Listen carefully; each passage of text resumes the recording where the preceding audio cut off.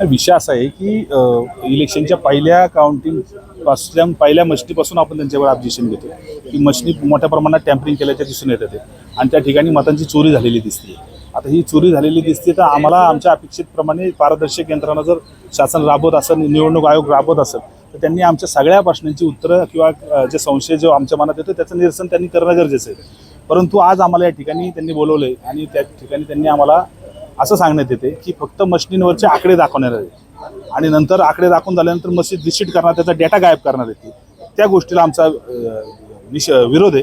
आता आमचे हायकोर्टात सुद्धा केसेस चालू आहेत आणि आम्ही चिठ्ठ्या त्यांना मागणी करतोय की आम्हाला चिठ्ठ्या मोजून दाखवा, तर त्या चिठ्ठ्या मोजून दाखवणार नाहीत असं त्यांचं सांगण्यात येते.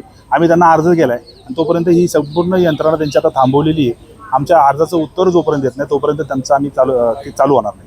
पुढील निर्णय काय असणार आहे तुमचा? त्यांची उत्तरं अपेक्षित आहे. त्यांनी आता जर गेलं तर हरकत नाही, आम्ही सभा घेऊ आणि त्यांनी जर ते ऐकलं नाही किंवा त्यांना ते असमर्थता दर्शवली तर आम्ही त्यांचा निषेध व्यक्त करून या ठिकाणी काउंटिंग बायकॉट करू.